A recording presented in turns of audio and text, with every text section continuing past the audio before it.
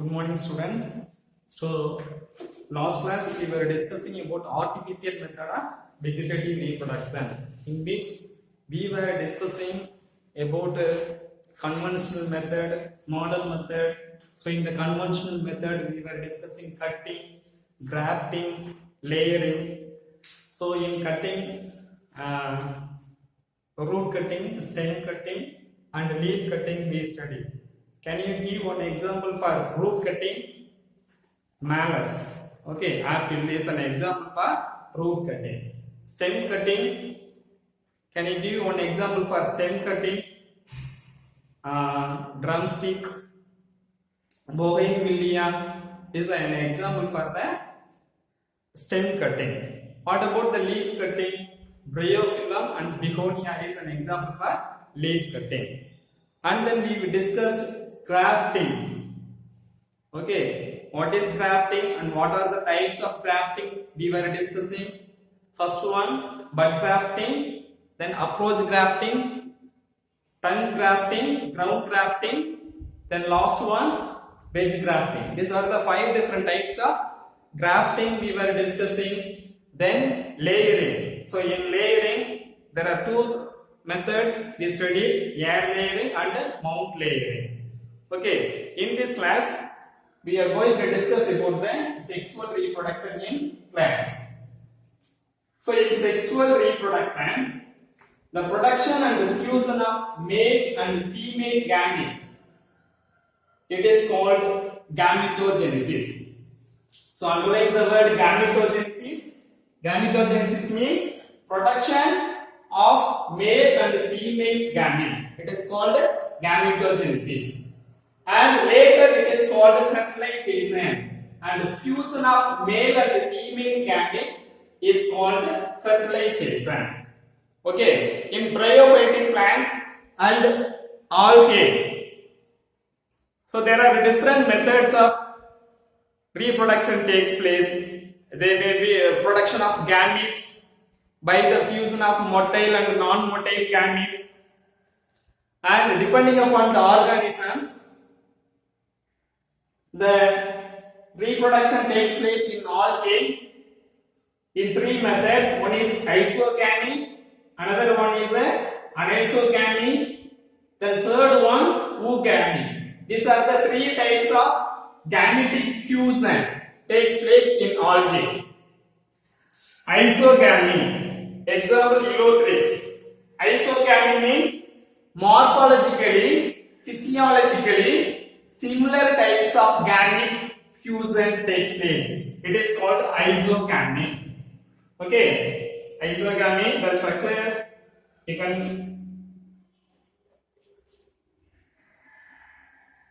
Then next one, anisogamy. So anisogamy, example Pandorina is an example for anisogamy. Anisogamy means either morphologically or physiologically 2 different gametes fusion. It is called anisogamy. Any one of them, it will be morphologically different or it will be physiologically different. It is called, that gamete is called anisogamy. It is noticed there in Pandorina.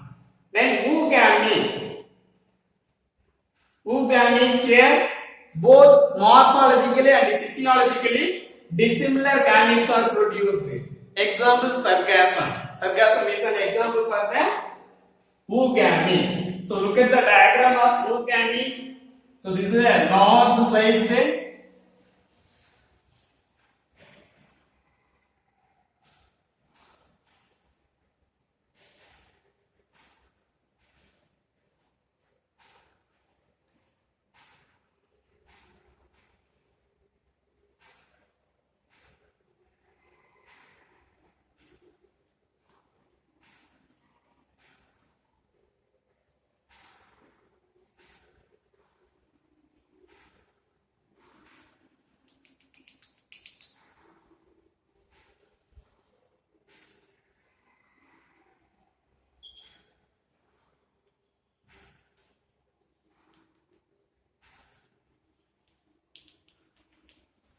So here you could see morphological difference is that large sized gamete, this is the small sized gametes, and this is the motile, this is the non-motile. As well as it is a physiologically, functionally also will be different. These two gametes. Therefore, it is called oogamete. Example, sargassum.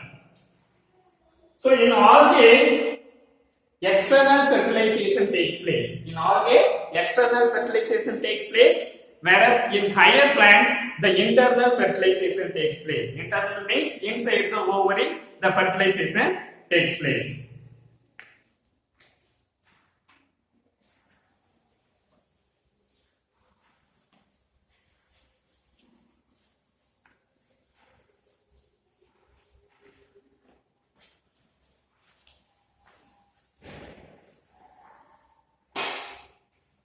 So next topic, flower.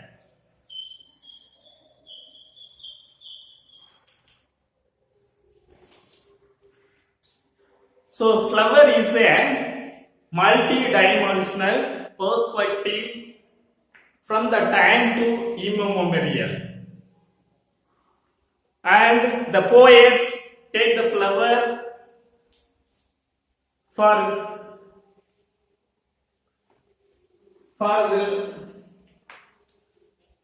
the poets takes the flower for attraction, so for relaxation. In Tamil literature, the 5 lands were denoted with 5 different flowers, and some countries' flags they were empaneled with a flower.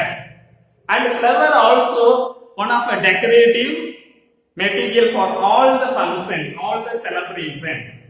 And flower helps for production of perfumes. So these are all it is a multi-dimensional use, flower. So according to morphologies, so morphologies means the person one who studied about the plant, root, stem, and plant, root, stem, leaf. They are called the morphologies. So morphologies, what they say, according to the morphologies, plant morphologies, flower is highly condensed. Highly condensed shoot. Flower is highly condensed shoot, meant for reproduction. Meant for reproduction.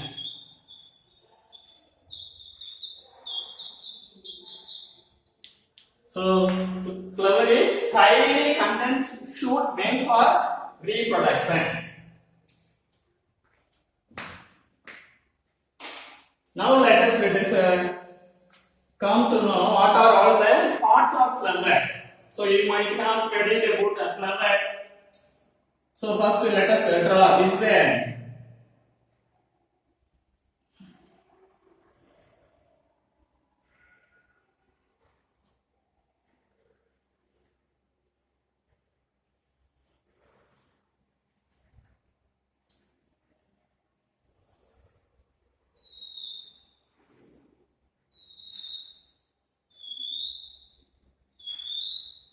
What are all the parts of flower? This is a stamen. This is a stigma, style, ovary, female reproductive part. Okay. Ovule is there.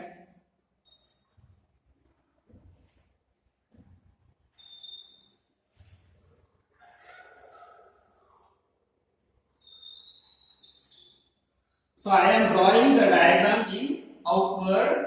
You can also draw the diagram from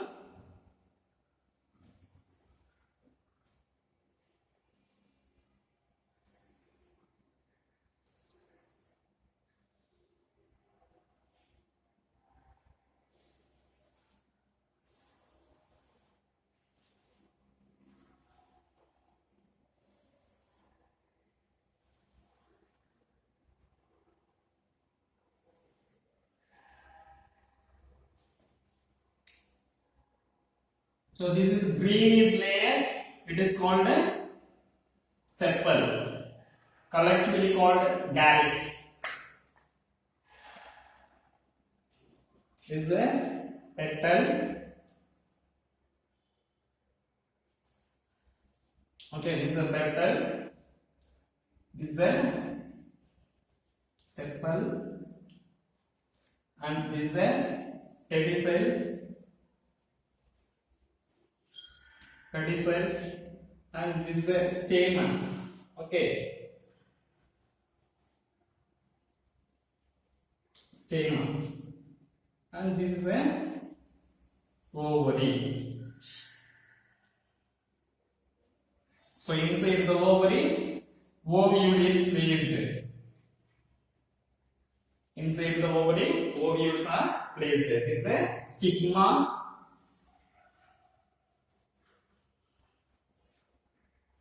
Stigma, style. Okay, this is the recording parts of flower. So what are the parts of flower? Flowers are having four important molds. That is the outer wall, corolla, okay, calyx, corolla, androecium and gynoecium. These are the four important molds. So among these two, androecium and gynoeciums are said to be essential pole because they involve in the reproduction. Whereas calyx and corolla is said to be non-essential because they are not directly involved in sexual reproduction. So anyhow, it will be helpful for the attraction of insect for pollination. This is regarding flower. So in higher plants, the reproduction takes place by 3 steps. One is a pre-fertilization changes.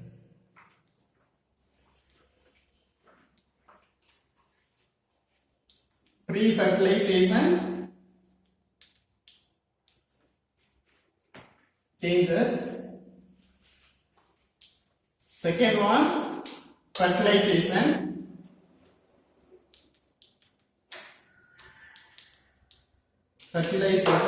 Third one, post-fertilization changes.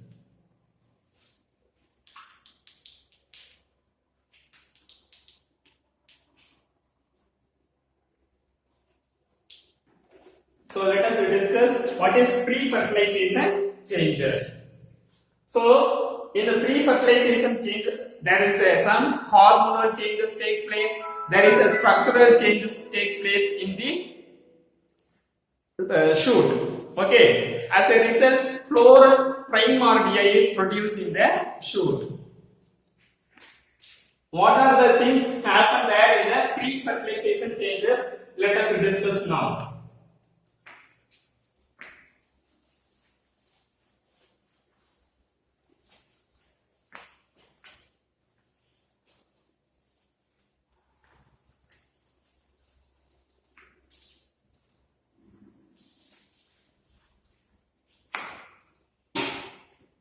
Pre-fertilization changes. So development of the first one, androecium.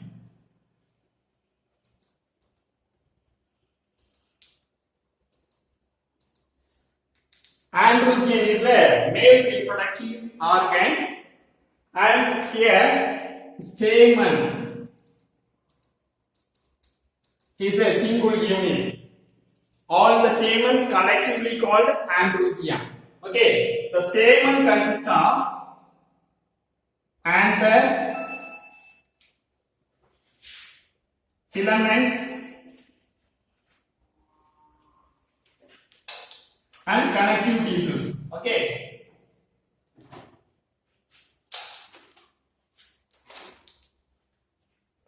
So these are the 3 parts of the stamen. So this is an example.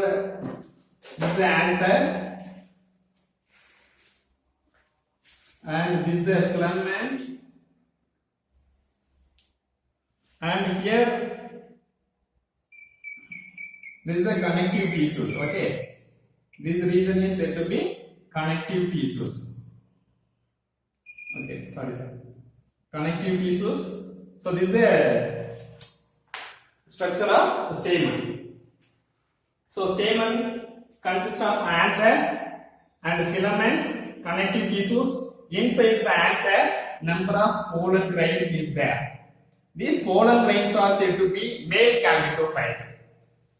So pollen grains are said to be male gametophyte. These are the pollen grains which are there in the anther, which are said to be male gametophytes.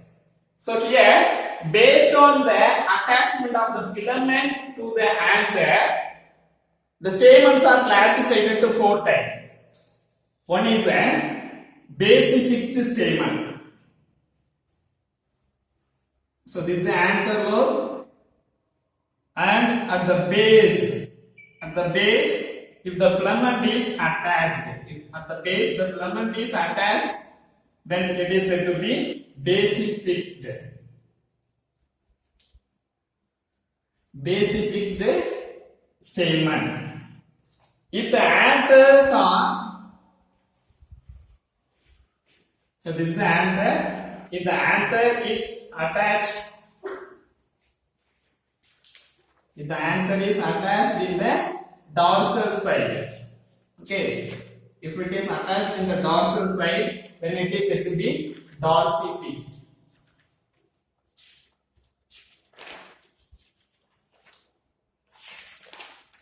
So dorsifixed, basifixed and dorsifixed. Then if the anthers are attached on the whole anther, if the filaments are attached in the full anther, then it is said to be adenate. Okay, it is called adenate. If the filaments are attached in the anther, so this is a versatile stamen. This is said to be versatile stamen. If the filaments are attached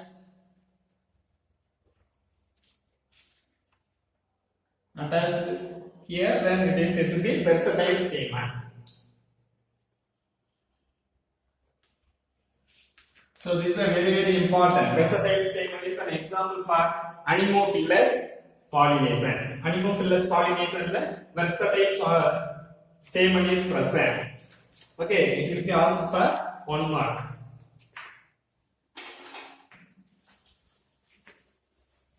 Next one, development of the anther.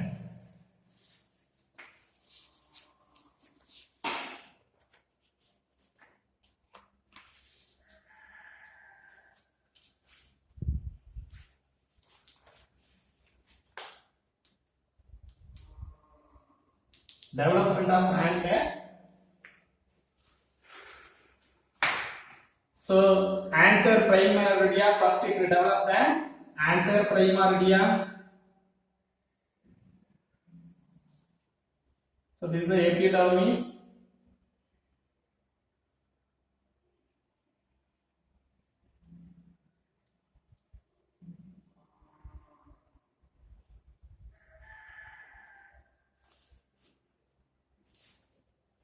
So development of anther. So this is a young anther. Okay, young anther, it is having epidermis.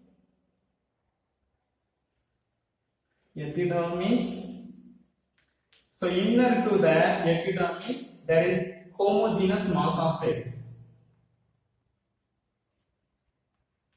Homogeneous mass of cells. Uniformly, they all are uniform cells, therefore it is called homogeneous mass of cells are present. Then later, when the mature anther gets in, so this is a somewhat developed anther.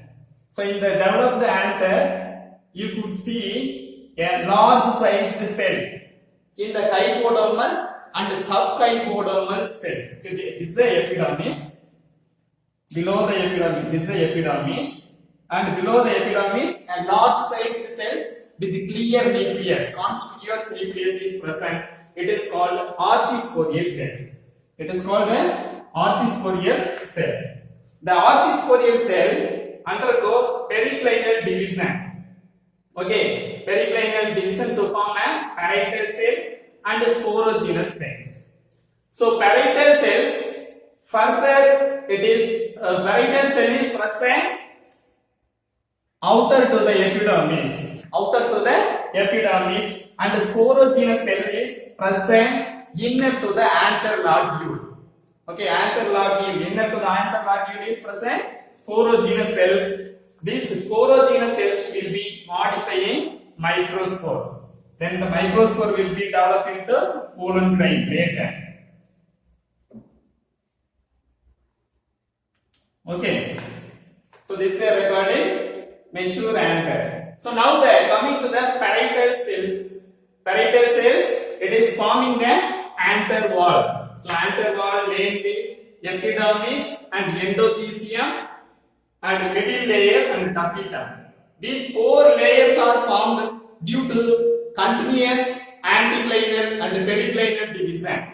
Okay, this is regarding development of an anther wall. So anther wall is developed from the parietal cell. Next, coming to the sporogenous cell.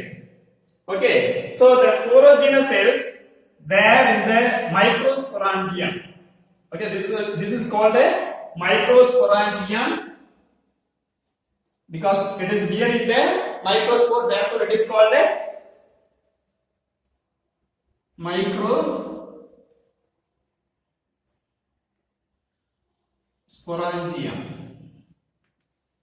Microsporangium. This microsporangium later it is called pollen sac. Pollen sac.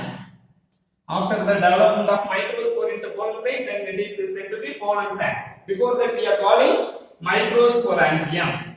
Okay. So now the sporogenous cells, it undergo anticlinal and periclinal division to form a mass of sporogenous tissues. Mass of sporogenous tissues here. The mass of sporogenous tissues will be there in the anther lobule. At the last stage of sporogenous tissues, the sporogenous tissues is called microspore mother cell. So which is called microspore mother cell.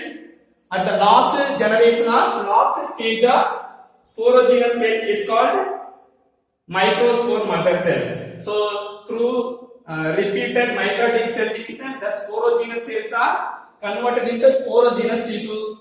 So one among the last cell is called microspore mother cell. So take for example, this is a microspore mother cell. One cell which I have taken from the sporogenous tissues. So the sporogenous tissues, it undergo, this is a diploid in condition. Sporogenous tissue is diploid in condition. It undergo meiotic. Okay. Meiotic division to form a pollen tetrads. To form a pollen tetrads. So this is one of a pollen tetrads. 1, 2, 3, and the other cells will be opposite side. So this pollen tetrad is called tetrahedral.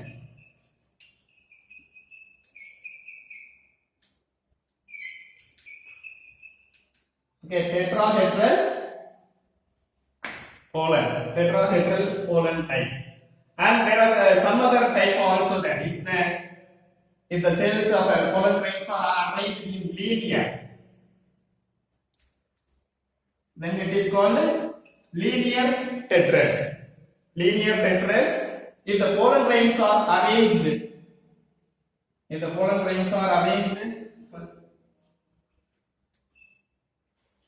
so this like manner, then it is called D or decussate. Sorry, F-shaped or decussate.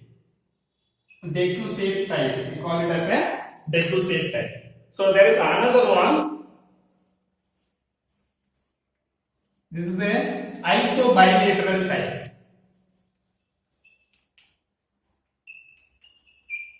Isobilateral pollen grains. So which are there in the here. Okay. Then this after the meiotic division, so this pollen grain will be Haploid in condition. Haploid in condition. Now they started to separate. And they are called as a microspore. After that, then there is a development in the pollen grain in the microspore. Then the outer cell wall, everything developed. Then it is forming the pollen grain. This is a pollen grain. Okay. So in some plants, if you notice, all the pollen grains are fused together and it is called pollinia.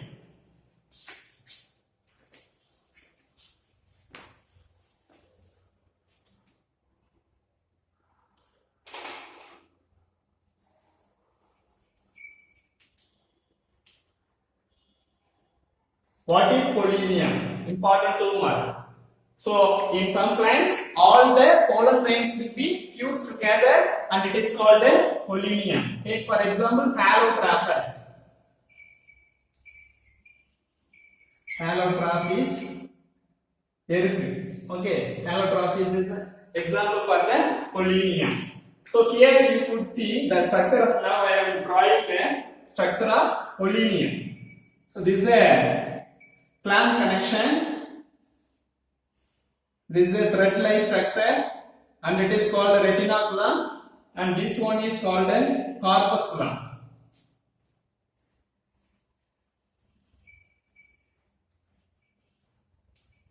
Okay, corpusculum, the thread-like structure is called a retinaculum, and here a small outgrowth is there. This is called caudicle. So which is bearing the pollinia. So this is the pollinia. So inside which all the pollen grain will be fused here. So this is the structure of pollinium. This is a very important note.